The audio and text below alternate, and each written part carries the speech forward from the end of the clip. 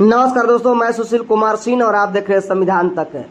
राहुल गांधी का जन्म दिवस न्याय दिवस के रूप में मनाया गया। बता दें कि बिहार के पटना में बच्चों के बीच में राहुल गांधी के जन्म दिवस के अवसर पर मिठाइयां बांटी गई, जो इन तस्वीरों में देख सकते हैं। यानी आज गरीबों को न्याय दिलाने की, हक दिलाने की बात कोई कर रहा है तो है राहुल गांधी। और राहुल गांधी की लोकप्रियता दिन प्रतिदिन शिखर चढ़ता जा रहा है। इस तरह से कर रहे हैं काम। आइए सुनाते हैं क्या कुछ कहे कांग्रेस के नेता राहुल गांधी के जन्म दिवस के अवसर पर, वो सुनिए। सबसे पहले मैं अपने जन नायक राहुल गांधी जी को जन्मदिन की हार्दिक बधाई देता हूं। साथ ही साथ मैं जन नायक राहुल गांधी जी को इस बात के लिए भी बधाई देता हूं कि उन्होंने जो कहा था कि मैं जाति जनगणना करवा के रहूंगा, उन्होंने वो पार्लियामेंट में जाति जनगणना को मोदी सरकार को मजबूर किया और उनको इतना मजबूर किया कि उनको अत्यंत लागू करना पड़ा। और जाति जनगणना अब पूरे देश में होगी।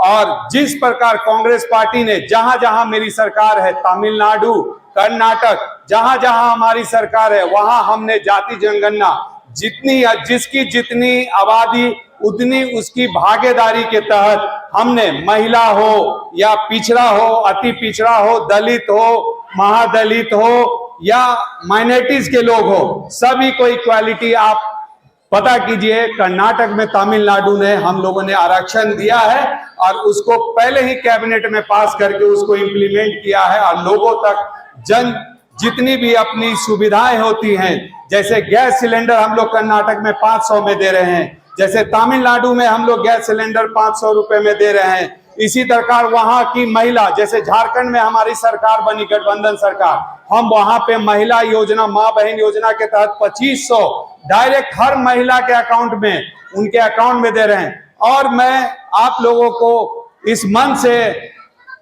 विश्वास दिलाना चाहता हूं, इस बात की विश्वास दिलाना चाहता हूं कि आज आने वाले इलेक्शन में आप अपने लोगों पे विश्वास कीजिए। जो बच्चा आपके क्षेत्र में जन्म लिया है, जो बच्चा आपके बीच में पला बड़ा हो, आप उस पे विश्वास कीजिए और अपना मत उसको दीजिए, ताकि आपकी बातों को बहुत मुख्यता से विधानसभा में आपका, जब तक आपके घर के बच्चे आपके विधानसभा में प्रतिनिधि नहीं करेंगे, जब तक आपका आवाज वहां विधानसभा तक, ये सरकार एक गूंगी सरकार, जो सुशासन की सरकार है, जिन्होंने महिला को जिस तरीके से हमारे महिला को, हमारे युवा पीढ़ी को, हमारे बच्चों को, जिनका भविष्य अभी आने वाले 10 साल में दिखेगा, इन्होंने बेरोजगारी दर इतना ज्यादा कर रखा है कि आज यहाँ पढ़ा लिखा हर एक युवा जो ग्रेजुएट है, एमबीए है, इंजीनियर है, वो यहाँ बेरोजगार बैठा है।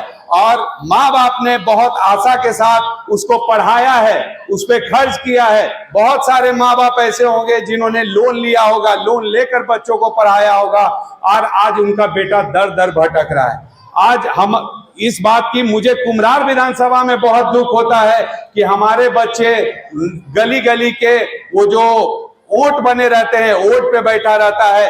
क्या भविष्य हम इनका तय कर रहे हैं? क्या भविष्य हम इनको ले जाएंगे? क्या भविष्य हम इनको दिखा सकते हैं? आने वाले समय में ये जो छोटे छोटे बच्चे हैं, क्या आप लोग as a mother, as a माँ के तौर पे या एक पिता के तौर पे आप चाहते हैं कि आपके बच्चे इसी गली गली में रह के भटक के रह जाएं? इसलिए भटक रहे हैं क्योंकि इन्होंने शिक्षा का स्तर है उसको गिरा दिया है। धीरे धीरे इन्होंने मिडिल स्कूल का, जिस हिसाब से कांग्रेस शासन में, जिस हिसाब से पहले के शासन में पढ़ाई की सीमा को बढ़ाया जाता था, अब 90% बच्चों में और 90% युवाओं में और महिला में, एक परिवार के अगर 10 लोग एक साथ बैठे हैं तो आप हमेशा नोटिस कीजिएगा कि अपने अपने मोबाइल पे बिजी रहेंगे। एक दूसरे से बात करने का उनको समय नहीं है, वो अपने मोबाइल पे बिजी रहेंगे, एक दूसरे से बात नहीं करते हैं। इसी मानसिकता को समझना है। ये ऐसे जगह पे आपके दिमाग को हावी कर रहे हैं जहां पे आपके दिमाग को कैप्चर कर रहे हैं। आप अपने बच्चों के बारे में सोच नहीं पाएंगे, आप अपने बेटों के बारे में सोच नहीं पाएंगे, आप अपनी बेटियों के बारे में सोच नहीं पाएंगे। क्योंकि मैं ये अच्छे से जानता हूं कि जो आज से 10 साल पहले या 5 साल पहले कोरोना काल में जितने लोगों ने परेशानी झेली है, आज हर एक आदमी कर्ज में डूबा हुआ है। सही बात है कि नहीं है? हर एक आदमी कर्ज में डूबा हुआ है और वो आदमी जैसे तैसे कर जो गरीब और मिडिल क्लास का लोग है अपना इज्जत बचाने के लिए जैसे भी हो जुगाड़ करके चला रहा है। आज कोई ये नहीं कह सकता कि 10,000 का नौकरी उसके बच्चे को कोई दिला सकता है। ये अगर सच्चाई है तो आने वाले इलेक्शन में, आने वाले जो विधानसभा होंगे उसमें आप ऐसे लोगों को चुनकर भेजिए जो बाहरी हो, उसको भगा देना है। जो आपके घर का है, जो आपका दुख दर्द समस्या है, उसको आपको लाना है।